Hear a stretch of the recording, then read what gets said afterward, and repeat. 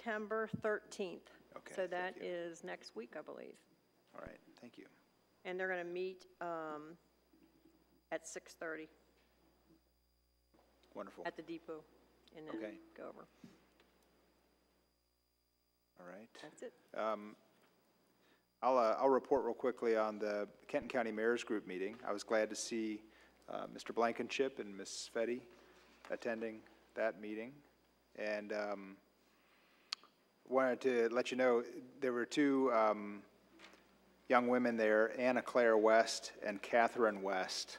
They've started a new initiative among all the cities to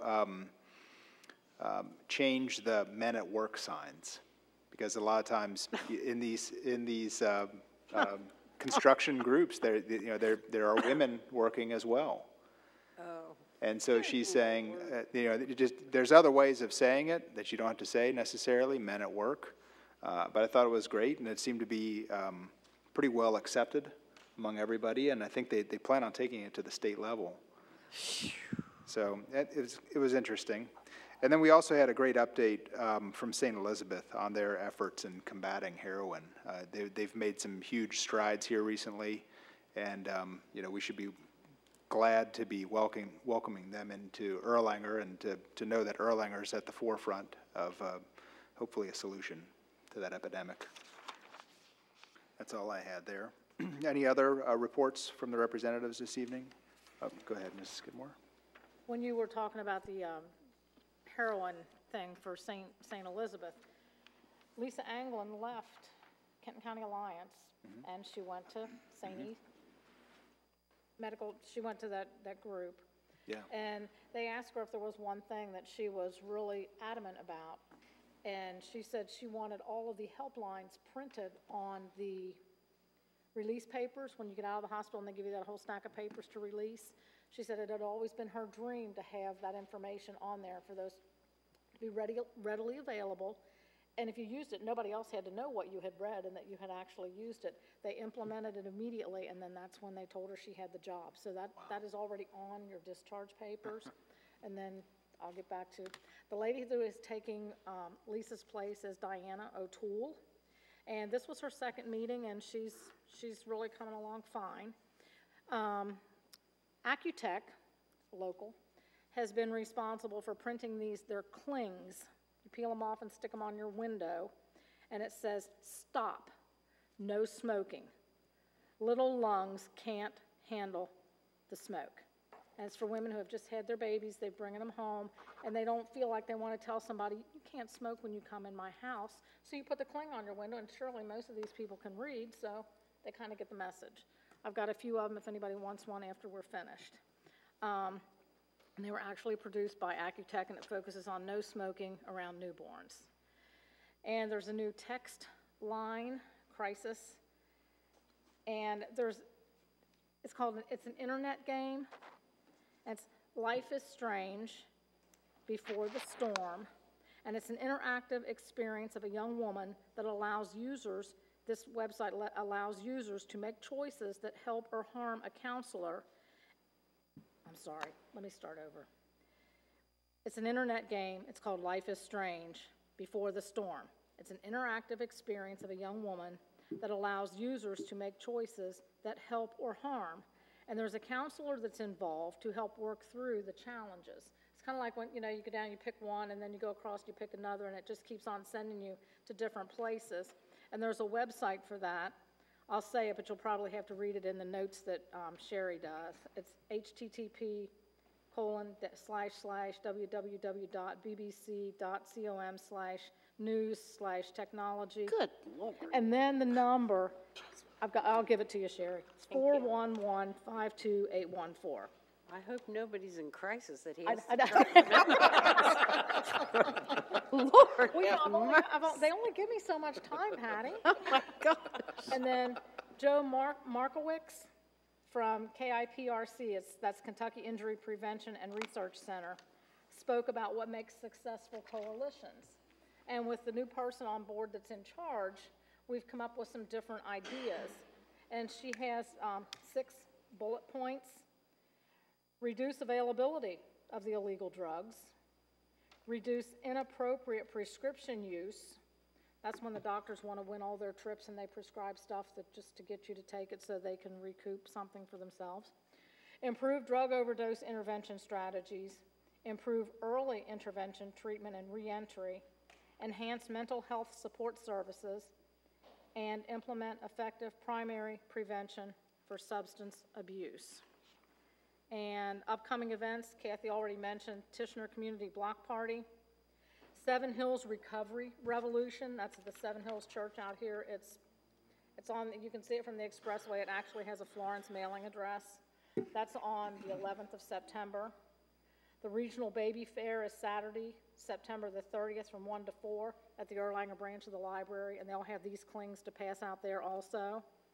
And Red Ribbon Week is October 23rd to 31st. Your future is key, so stay drug-free. And then there's also another text. This one's simple. It's real simple. Text 741-741. It's a nationwide 24-hour helpline.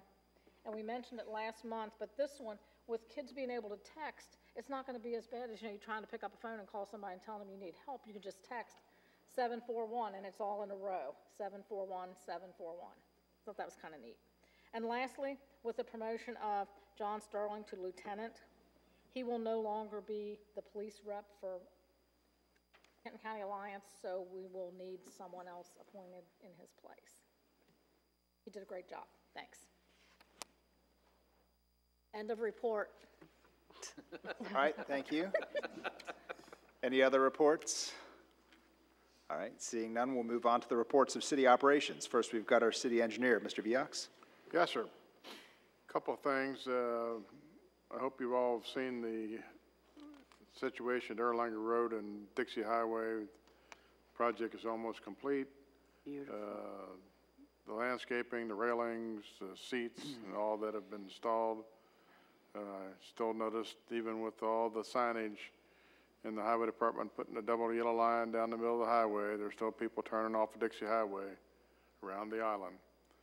The contractor, if you remember, you authorized a change order to include the replacement of the sidewalks under the underpass where the drainage issue is, with a drain system to collect the issues that are causing the slime. And the contractor will be starting on that Monday. So hopefully we'll have the whole thing completed other than possibly the murals very shortly.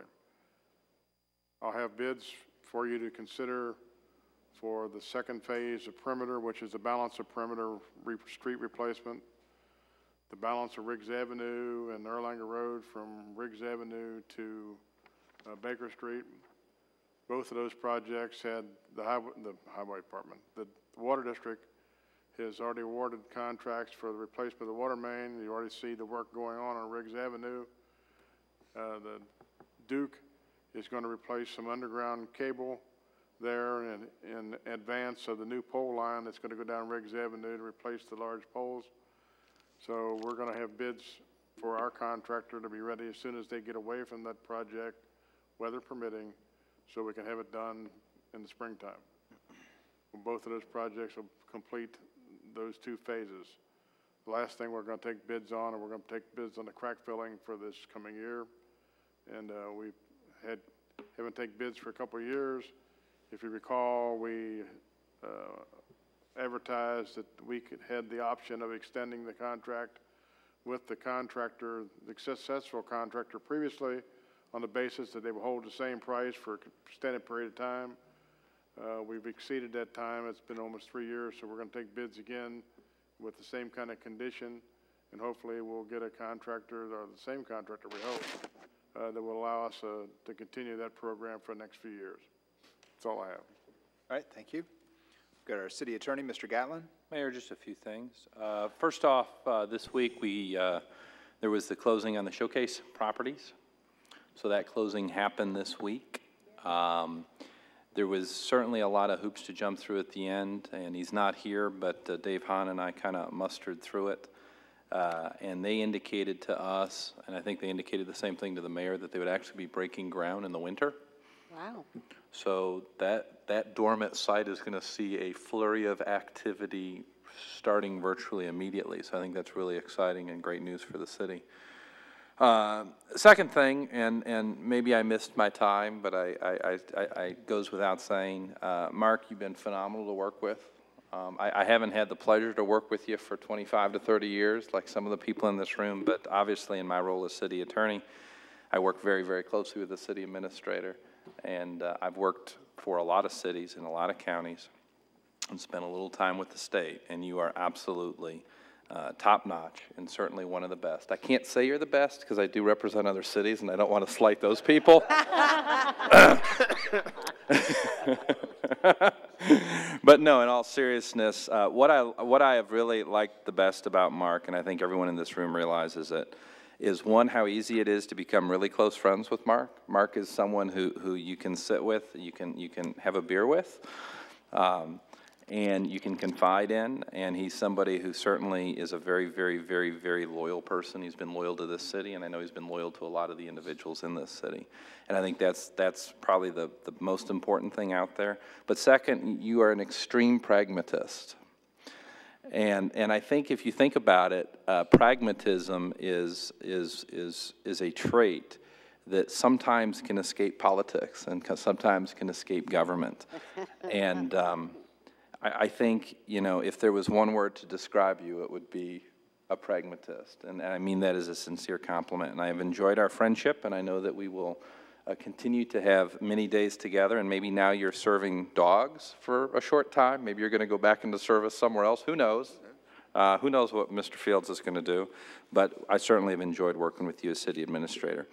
And on that front, I also wanted to just thank the mayor for putting me a part of the committee to select Mark's replacement. I know that's been a very enjoyable committee to work with. I've really enjoyed getting to know some of the people that have been on that committee. I just want to say to council, at this setting, that committee has put a whole lot of time and effort into it. The people on that committee have put a lot of thought and time into it, and I enjoyed serving with the folks on that committee. It was a really cool experience. That's all I have, Mayor. All right, thank you. I've got the city council attorney, Mr. Wickman. Thank you, Mayor. Like Mr. Gatlin, I'd like to express my appreciation to Mark. I was not aware that this occurrence was going to happen tonight, so I certainly don't have anything prepared. What I can say is there's a number of qualities that Mark has that I've always appreciated. Number one, it's honesty. He has always, to my knowledge, been very honest with me, tells me things I don't want to hear, but that's the way it goes. He was not adverse to that, did it very well, did it in the right way, but you could always measure a guy with a phrase that if you can take to the bank what he tells you, he's a good person. And Mark is that kind of a person. If he tells you something, you can put it in the bank. You don't have to worry about him changing his mind or telling somebody else something different. I would also categorize him as a great leader. Leadership, in my opinion, requires the ability to get people with different opinions and different ideas to come together and work together and come to a common goal that they can all agree with. Mark is probably the best city administrator that I've experienced that has the ability to do that. Like Mr. Gatlin, I represent other cities, and I'll have to explain this to other city administrators. But the explanation of that is very simple. The size of Erlanger, the departments Erlanger has, and the number of situations that develop that really require strong leadership happen more often in Erlanger than they do in the other cities that I represent. But Mark is that. He is a great leader. Some city administrators were not. but that doesn't mean they weren't necessarily good city administrators. Circumstances in the city change from time to time and require different qualities from different city administrators. I've always felt that Erlanger has been blessed with the fact that they have the right city administrator at the right time. That doesn't mean that Mark would have been a good city administrator 20 years ago, and it doesn't mean the city administrators 20 years ago were any better or any worse than Mark is. They just had the knack to know what to do at that particular time. But in any event, Mark, it's been a pleasure working with you. Good luck to you, and I'm sure we will continue to work together and do other things. Thank you. Maybe have a beer. Maybe. That's all I have, Mayor. All right, thank you. City Administrator, Mr. Fields. There seemed to be a theme there about beer, and I don't want I don't want anybody sitting in the audience thinking that that's all I do is drink beer. Well, I do like it just a little bit, though. just a little bit.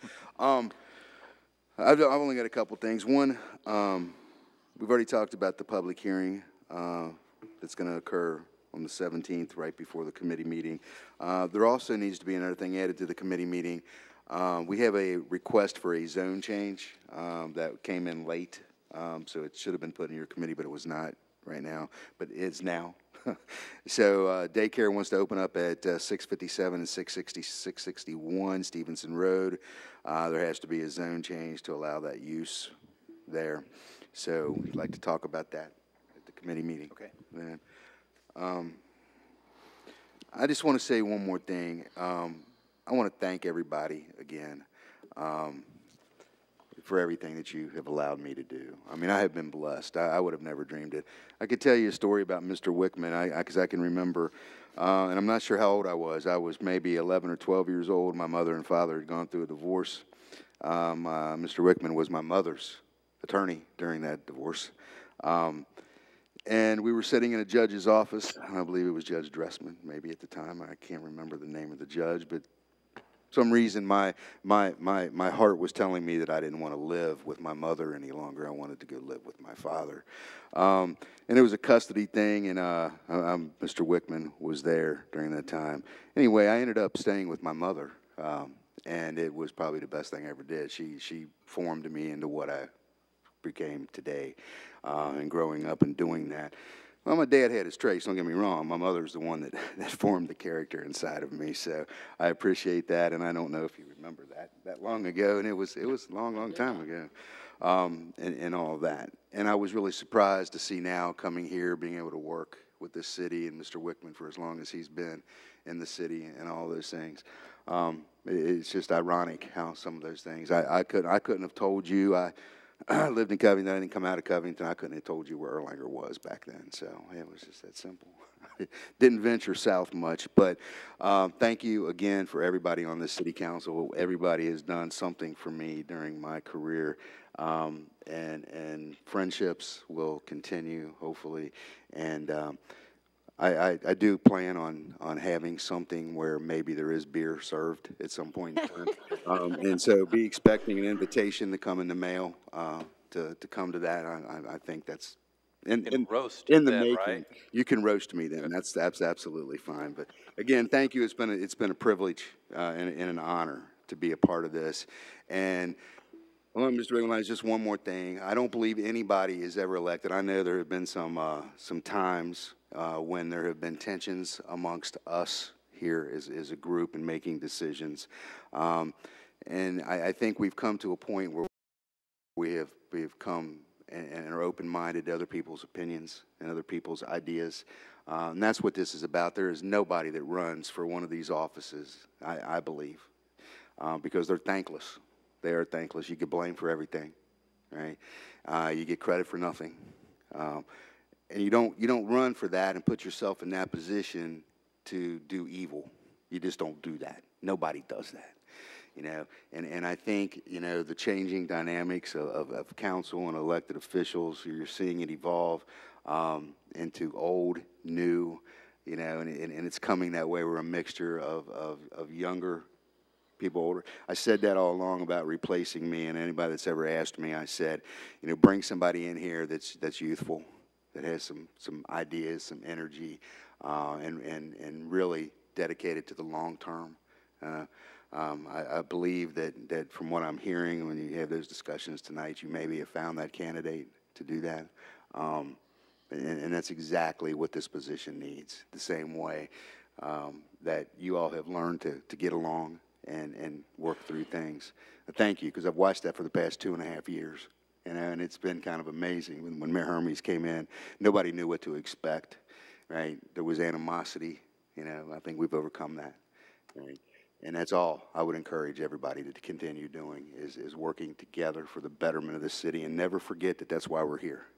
If we ever once forget that we're here for some other purpose besides what's the best for the city of Erlanger, then we're wrong. We shouldn't be here, period. Everybody, that from day one, if you're not here for the betterment of this city, then, pal, you don't need to be a part of it. Not a part of the leadership team, at least. So, and I don't believe that for a minute, that there's anybody here that runs for these to do that or serves on any of the departments that do that. So, thank you again. I appreciate it. It's been a fun ride, you know, and I might be here at the committee meeting, and then maybe I'll be sitting out there. You know, so thank you. I appreciate it. Thanks. You're always welcome, Mark, always.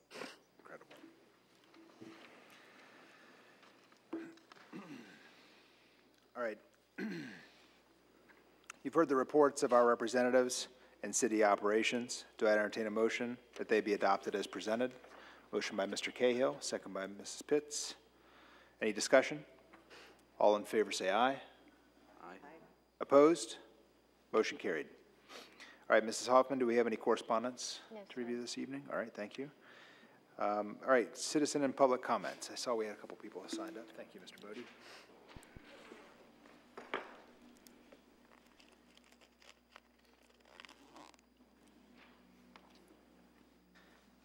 All right, first up, we've got Mr. Matt Westwood.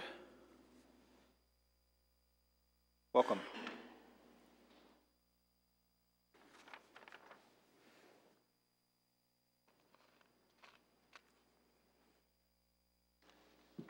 Hi there. Good evening. Good evening. How are you all? Welcome. Good. How about you? I'm great, thanks. Good. So, thanks for giving me a few minutes tonight. I wanted to speak to the body here in person about an event that happens in Erlanger. This will be the second year for this on October 15th from 2 to 5 p.m. on the grounds of Lloyd High School. It'll be right out front of the high school. And it's called the Chelsea Ryan Festival of Hope. So I'll come back to that in a second. Let me tell you about Chelsea Ryan. She was Jennifer, my wife, lucky to be my wife, Jennifer Westwood, and myself. We have 4 children. Chelsea was our oldest, and she took her life March 14th of 2009. So shortly thereafter, we said we've got to do something. So we pooled resources and family, and we did with the American Foundation of Suicide Prevention, jumped on board with what they do every year with a walk, typically downtown Cincinnati. It started on the campus of UC, and then they moved down to Sawyer Point. So we were able to raise money for that national organization, which was great, to, you know, combat this terrible thing of suicide that is just wreaking havoc on our young folks. It's the #2 killer of our children from the ages of 10 to 24. So that's something to really take a minute and kind of digest that. So we knew those dollars were going nationwide to bring this awareness and to battle this mental health issue. So that was great. But we always knew we wanted to do something a little closer to home. Chelsea was a Lloyd graduate. We're Lloyd graduates. And so we kind of last August hurriedly kind of got with the administration there and the teachers and the staff and the counselors and said, what can we do? So last year we were able to raise about $4,800, which was able to be pumped right back into that school system to help students that wouldn't have resources at their disposal, whether it's counseling or other resources. We're still trying to iron out what that looks like so I can speak to you properly about what's happening there. But this is year #2, and some great things happened out of that. So we really hope that this can continue to be a blessing for this community. And, you know, it can grow past Lloyd and get into Tishner and the elementaries, and we'll just see where it goes. So just want to let you all be aware of that, and hope you can come out and support us on that. Hope to be a sunny October Sunday from 2 to 5 p.m. And we'll get with the city so we can post that on the website if that's That'd be great. Yeah, we able can to do that. do that. So, and I do want to say, you know, it speaks volumes of this community and the leadership and how Erlanger is, because the day that happened and the weeks following, you know, there's men in uniform I saw here tonight that stood with us in our living room. People that are in this room that called us and brought us meals, and it's good to see that. It's a good feeling to know that you live in a city that really cares about its people. So, thank you. I'll leave some flyers on the back table. Please. Thank If you have interest, or if you have any questions right now, I can answer those. And I'll be around afterwards. All right, thank you. Thanks, Matt. All right, next we've got Gary Meyer. All right. And we've got Morris Sumner Jr. Come on up. Ladies and gentlemen, been living in Erlanger for 26 years, and I consider you guys Erlanger. All the codes, the way we've been keeping our houses up and everything, now they're starting to slack.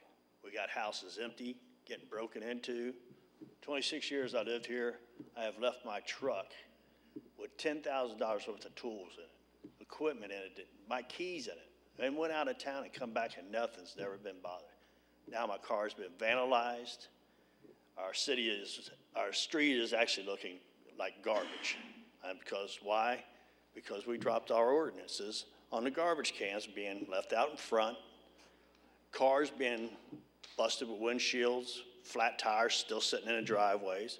And I'll be honest, I was one of those. I had a truck.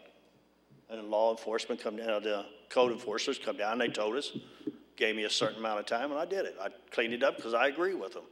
I've dropped a lot of money into my house, and I plan on staying in here and dying here. So that's where I'm coming in and asking if we can't get something done. The garbage cans don't deserve to be out in our front of our house, lids open, garbage flying all over the place, because I get tired of picking it up.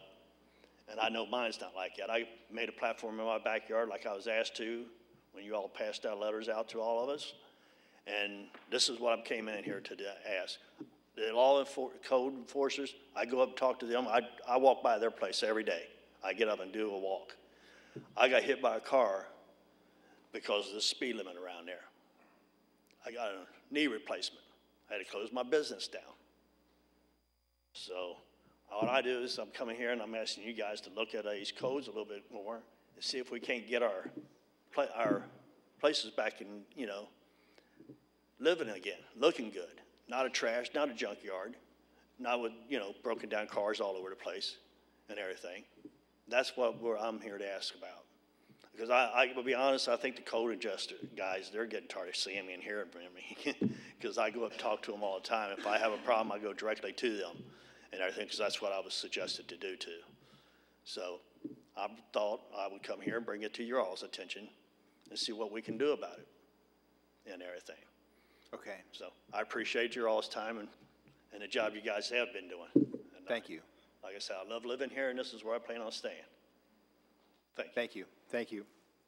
Chief Wilson, would you mind just connecting? I don't know if you've spoken with him before or not, but would you mind connecting with him? He's on Bottomwood Drive, 3423 Bottomwood. Okay, thank you. All right, that's all I have on the list. Did anybody else want to speak this evening? All right, seeing none, then we'll move on to bids. Mrs. Hoffman, Mr. Viox, were there any bids to review this evening? No, sir. All right, then does anybody have any unfinished business to report? None? Okay, any new business? Mrs. Fetty? Hi.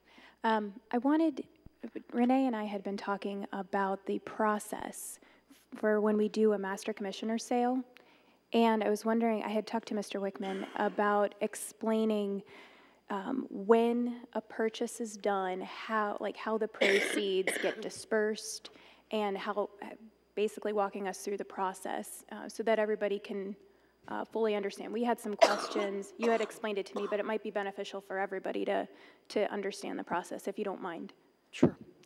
Well, there's two components that we talked about. One was the bidding process and one was the effect of it.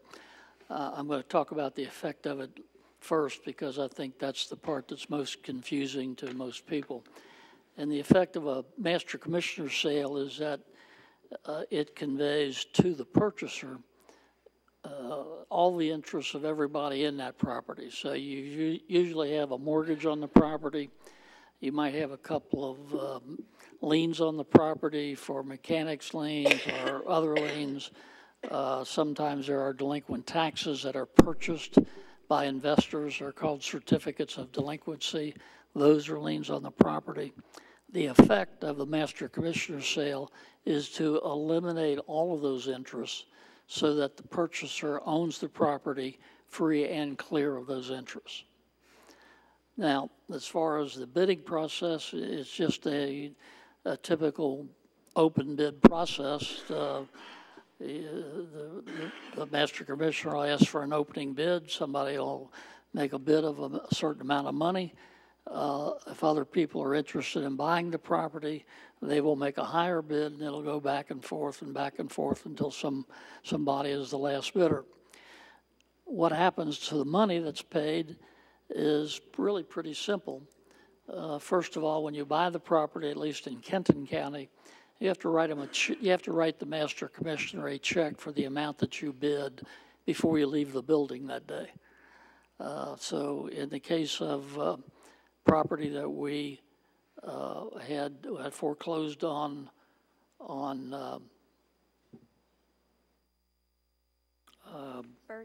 Birch, thank you. It was a property in an estate. The heirs were spread out all over the place. They weren't particularly interested in keeping the property.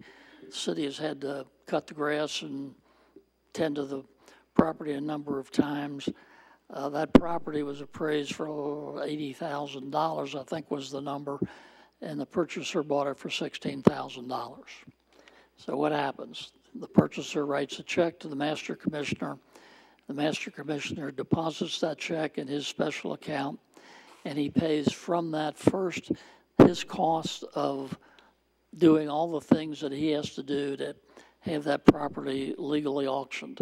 They typically run around $1,500, $2,000. That money comes out of that $16,000 first. The next items that are paid out of that $16,000 are ad valorem taxes, and there can be a number of owners of those. Obviously, Kenton County has a tax lien on the property for ad valorem taxes. The city of Erlanger has a tax lien for delinquent unpaid ad valorem taxes.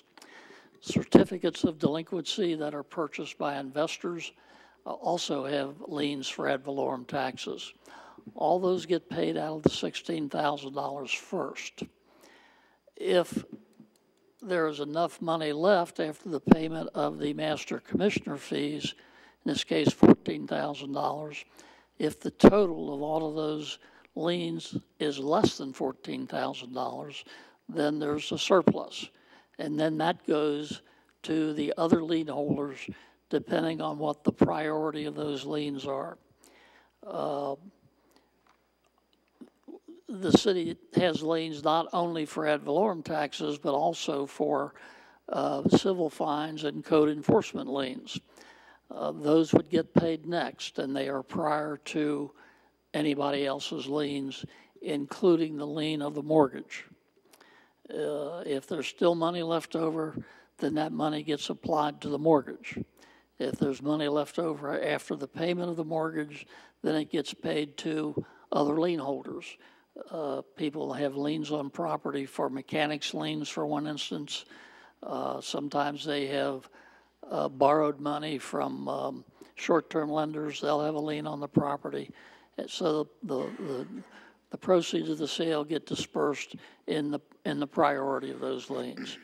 But most importantly, the ad valorem tax liens get paid first.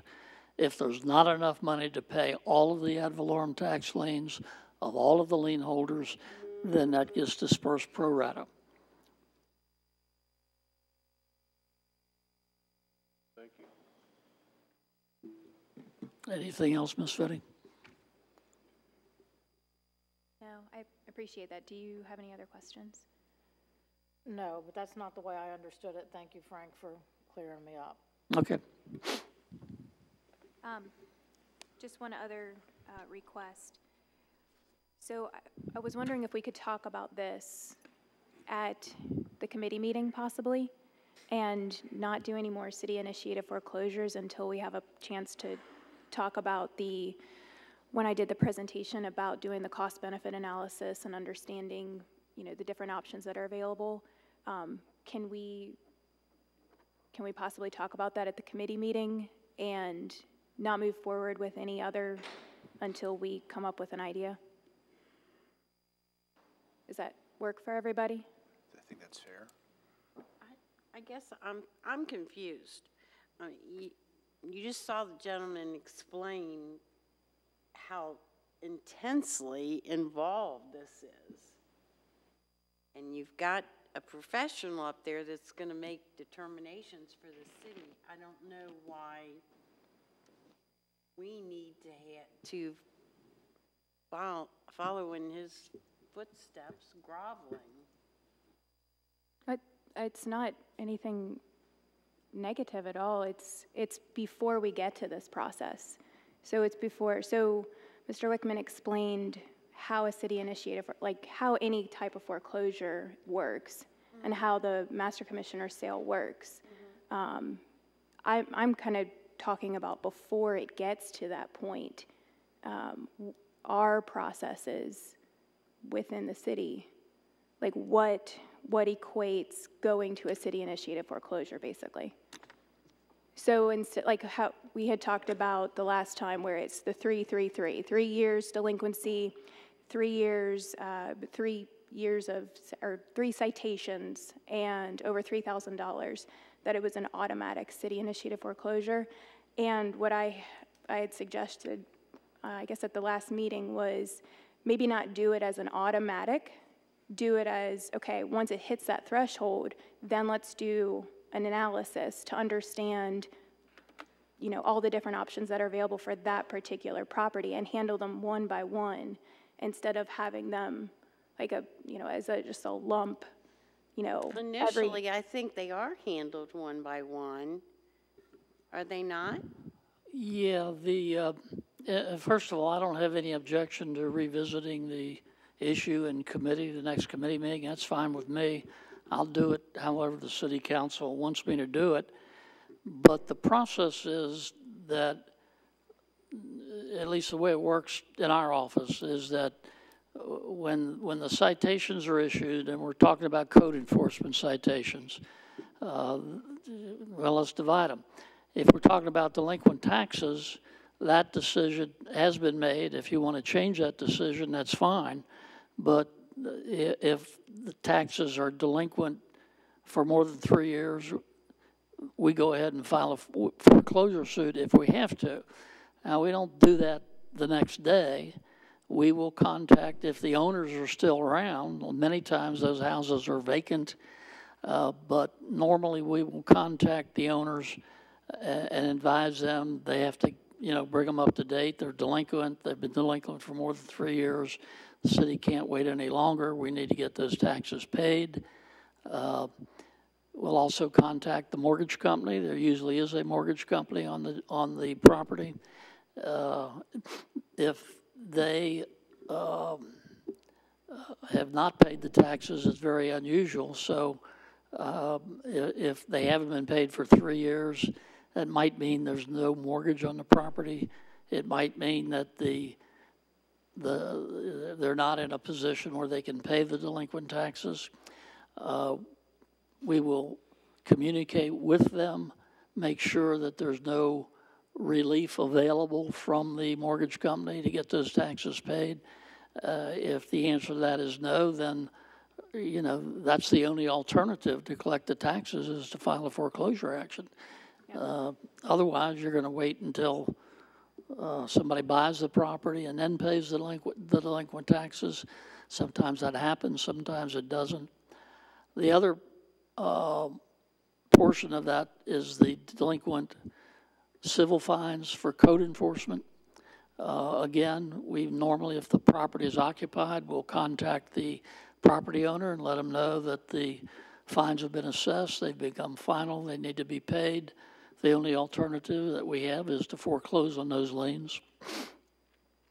Many times, not many times, but sometimes the property owner is simply in a situation of distress or in financial difficulty. They've had deaths in the family, they've had medical bills, whatever.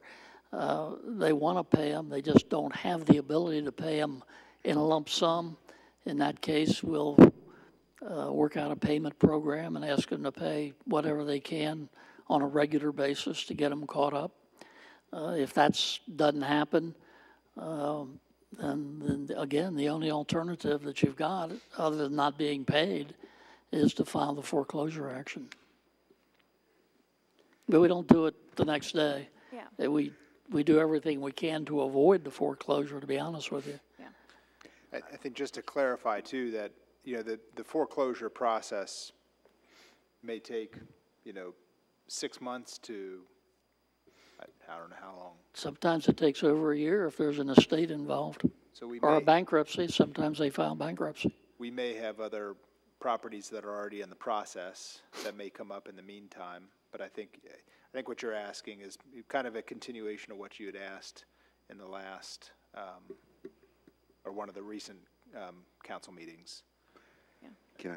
Yeah, sure. And I know Mrs. Fetty and I have talked about this quite a bit, and I'm going to tell you I agree 100%, and I think the property that really brought this to our attention more than anything was the Pleasure Isle property, and looking at it and saying, okay, you know, so everything that Mr. Wickman in his office does, I think sitting down at the end of all that and knowing all those facts about what it is that we're doing. You know, we sat in this room 3 years ago and we came up with that 333 and said we're just going to go after them and get them, not knowing really and thinking what the consequences were. And I think the illustration that Mrs. Fetty put up at our last meeting that went through all of that and said, oh, okay, you know, that cost benefit was it really a benefit for us to foreclose on the Pleasure Isle properties, where it's going to end up costing us more money now than we're never going to get it back either way, because the property is basically worthless. Hopefully the person next to it will do it. You know, we were looking at it, I think, and it could be a shortcoming on staff's, you know, part, because we looked at it as, okay, we need to get this off our books. It's 18 years or 16 years delinquent in taxes. There have been fines against it, you know, civil fines against it. Then all of a sudden the neighbors started taking care of the property. So we didn't have to go clean up the garbage any longer. Public Works didn't have to go down there. Yeah, we're out the taxes, but we're $100 a year. But now we're into it for $9,000 or $10,000. And are we ever going to get that money back? So I think, you know, looking at that and setting up a system to at least go through all of that and know what Mr. Wickman and his office has done to try to collect those things. Then you look at it, you know, the properties on Cowie are another one that I think we initiated and did both of those. We know why we did that, and we know it's going to cost us money, but we had to clean those up. They're sitting here in the middle of town, just what the gentleman was up here talking about. And then now you've got that outlier that's down there. It's a vacant lot that there was really maybe, that's all I think Ms. Fetty's asking for, at least that's the conversation we had, of looking at it maybe on a case-by-case basis with some of those and going, hey, is this really beneficial for us to do this? Well, we can say, yeah, we want it off our books, but now we've got ownership of it, now we've got maintenance of it, now we're never going to get that money back. The $500, if the neighbor would have bid 500, it would have been maybe a lot better than us doing it, but still, we have to transfer it to them at some point or whatever. That's what I think we're looking at. Yeah, it has nothing to do with Right. what Mr. Wickman does up until, like, the actual city-initiated foreclosure. That's the only part that I really want to, you know, I really want to focus on. Do we take that next step? You Yeah, I was just saying, I think the 3-3-3 rule that we adopted will probably work and work very well, probably 95% of the time or better. But because there is that anomaly we have on the Pleasure Isle thing, I think it does make sense to look before we start these, and I don't think it'll probably change the decision very often. I think most of the time we're going to look at it and still say, yeah, proceed with the foreclosure if it meets that criteria. On the other hand, the Pleasure Isle one does point out that there is a flaw there, because we're going to lose money on that one, and it doesn't really impact neighbors greatly. Maybe it's in the middle of the city with houses around it. We may say, hey, it's worth losing money on, like we did the Cowie properties. But I think it absolutely makes sense to look at the economics of the situation before we proceed. And like I said, I think most of the time we'll end up in the same position, but it never hurts to look at that. So I would agree that should be revisited. Thank you. Okay, thank you. All right. Is there any other new business? I've got a question. Nicely. What is that knock I hear? Knock? Yeah, when he's on the phone. I don't think you're doing all of that. I don't hear it. You don't now, but when he was explaining that, Mr. Wickman, you could hear it. Oh, I think it's the microphone. If you're speaking too close to the microphone, sometimes. Is that what it was? Okay. Yeah, it's the sound system that we're working on. Still working on it? Yeah, yeah. Yeah, there have been bids. Just so you know, Mr. Allen is working on that. He's gotten several bids for the audio and visual in the council chambers here to improve that this year. Any other new business? Well, it's not really new business. I'd just ask everybody to pray for our sweet friend, Julie Harris. She's undergoing a very, very difficult time with this cancer. Had to have chemo again today, and just a nightmare. And she's dedicated a lot of her years to this city, too. So just think about her and say a prayer for her, if you would, please. Thank you. All right, any other items? All right. We'll move on to legislation. The first one is an ordinance, the fiscal year 17-18 tax rates. This is the second reading. It's an ordinance of the City of Erlanger and Kenton County, Kentucky, providing for the annual assessment of all real estate and personal property within the City of Erlanger, which is subject to taxation thereby for the fiscal year beginning on July 1, 2017, and ending on June 30, 2018, and providing for the payment and collection of such taxes and the penalties and interest thereon, and describing the purpose for which the taxes so collected shall be appropriated and used by summary, as indicated in Section 2. The ad valorem tax on real property shall be at the rate of $0.330 for each $100 of value thereof, and under subsection 2B, an ad valorem tax on all personal property other than motor vehicles shall be at the rate of $0.577 for each $100 of value thereof. This ordinance also specifies the method of payment and also the period of time to subject it to a discount, and that the late penalty provisions after December 31, 2017, which would include costs of collection, including without limitation court costs and attorney's fees, if any. This is a second reading. All right, do I entertain a motion to adopt this ordinance as read? Motion by Mrs. Fetty, second by Mrs. Skidmore. Any discussion? Roll call vote. Ms. Fetty? Yes, ma'am. Mr. Blankenship? Yes, ma'am. Ms. Sudkamp? Yes. Mr. Cahill? Yes, ma'am. Ms. Skidmore? Yes, ma'am. Ms. Kyle? Yes, ma'am. Mr. Burke? Yes, ma'am. Mr. Nicely? I'm sorry? Yes, ma'am. Thank you. Ms. Cahill? Yes, ma'am. Ms. Pitts? Yes, ma'am. Mr. Montgomery? Yes, ma'am. All right, motion carried. Second is a municipal order, the division surplus property. So the municipal order of the City of Erlanger and Kenton County, Kentucky, making the written determinations required by KRS 82083 for the sale or other disposition of property owned by the city. The specific method of determination would be either other subsection 2, transferred with or without compensation for economic development purchases, which shall include but not be limited to real property transfers with elimination of blight, or sold for its appraised fair market value. Under the attachment, as discussed in the council committee report, this is surplusing 433 Division Street and 430, I shaved my beard and I can't speak. Oh, come on. 433 Division Street and 437 Division Street for the intended use of revitalization. Reason of disposal is the elimination of blight. Disposal method is by sealed bids. You shave your beard? I did. My wife hasn't noticed yet, and I doubt if she's watching tonight to give her the reminder that I shaved. Do I entertain a motion to adopt this municipal order as read? Motion by Mr. Burke, second by Mr. Blankenship. All in favor say aye. Wait. Oh, excuse me. I just have a question. Yeah, I skipped over the discussion. Sorry. Sorry. Do we know what the fair market value is for these properties? Or lots? If you're asking me, no. I know when we discussed this long ago, we felt that was de minimis at best, but I do not have a fair market value for these two properties. And if we have somebody that's interested in putting in a bid,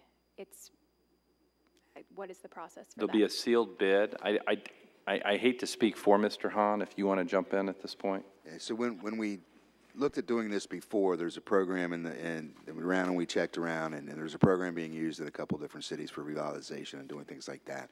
And we have created a bid sheet, basically, and it talks not only about price, but it talks about use, the investment in the property and those things like that. So, and then it gives a criteria to score each of those, and then council would then decide amongst which bidder that you would want to present that to. Doesn't necessarily have to be the highest bidder, it just has to be the best. And that criteria, we've got the sheets, we can get those sent out, and the way that we were going to do that, we had talked about doing it before, is putting it first on our website, is putting that out there on the website, seeing what kind of results we got from that. And I believe that, on a constant kind of blend to try to revitalize some of the neighborhoods and properties that maybe come into our ownership. Okay, awesome, thank you. Have you considered any abutting owners? No, they can bid if they want to bid, yeah. So there's no different process for if they... These properties were not foreclosed on. These properties were given to us. There was one property, it was given to us by, I believe, Wells Fargo Bank, right? Didn't have any use. We tore the property down that was there because it was in such disrepair. Abated all of the lead and everything else that was in that property. And now the property's been split into 2 lots, which are vacant lots. The property was big enough to have 2 lots. So, we have invested in the property somewhere in the low 20s, and it's right around that $21,000 mark, I believe, from from what all the deed work and everything that was done. Somewhere in the low 20s was what that is. And we replaced the street. It's on a brand new street. Yeah. So, so there's minimum investment as far as the city is concerned, but looking at those, and that's one of the ones that we discussed, looking at it and saying, okay, did we want to use it for honk? Just like we did Habitat for Humanity, or do we want to try to sell the property to a developer, or maybe it is to the neighbors or whoever it may be, whatever that would be to do. So that's the best answer I have. I'll pass So along that information. if somebody was interested in putting together a proposal or bidding on it, would they come by the city building to pick up a packet? Right, so all that'll be on the website as soon as Mr. Hahn gets back and putting it in there and figuring out how it's going to do. And then, again, there'll be a time frame, I think. It's not going to be that, but it'll be a time frame to give people enough time to put proposals together, and then we'll look at those, or those will then be presented to council to look at and see which one council thinks is the best proposal. And if we don't get any responses that way, we've talked about then going it out and doing the advertisement and doing some other things like that. Okay. All right. Any other discussion? All right. All in favor say aye. Aye. Opposed? Motion carried. Next is a resolution regarding the Brent Spence Bridge corridor. It's the resolution of the City of Erlanger, Kenton County, Kentucky, and the Brent Spence Bridge Corridor Project. By summary, this is what Mr. Fisher spoke about at our last committee meeting. It's merely a resolution just stating that Erlanger supports the fair evaluation of the Cincinnati Eastern Bypass as a proposal to also be looked at and studied. All right, do we have a motion to adopt this resolution? Motion by Mrs. Fetty, second by Mrs. Kyle. Any discussion? Did we ever find out if most of the cities have agreed to this? Does anybody know? I don't know that. I had the occasion of spending time with Mr. Fisher on Friday evening at an unrelated function, and I asked him that question. I do know that Florence does not support it, and that was the only one that he knows has basically passed an anti-resolution to this, would be Florence. Other than that, it's all kind of in the discussion phases. Covington strongly supports it. Okay, thanks. Any other discussion?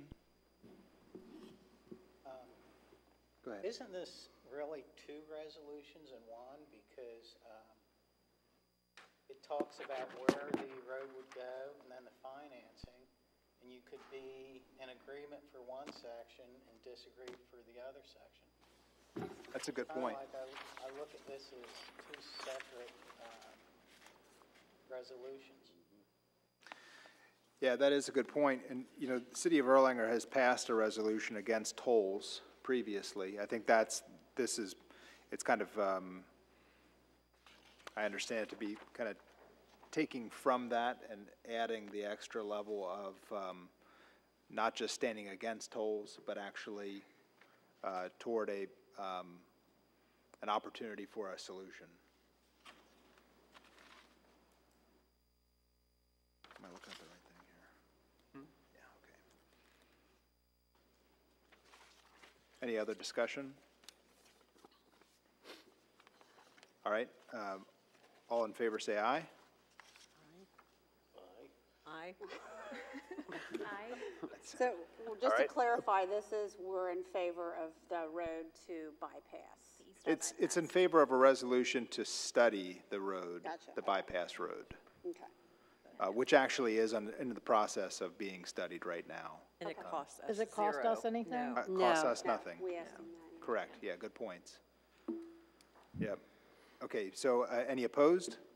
I just want to. 1, 2, 3, Who's opposed? okay. Those two over there. This one All over right. here. Oh, and this one over here. Motion carries. That's okay. That's okay, it carries. They counted me. We talked about the hazardous mitigation resolution, but we are going to table that until the committee meeting. And with that then, we'll ask to go into executive session. I make a motion to adjourn the regular session and move into executive session pursuant KRS 61.8101F to discuss the appointment of an employee. And I think Mr. Wickman wanted to discuss, did you want an executive session on real estate as well? Yeah. Okay, so also under subsection, I think it's A, is it?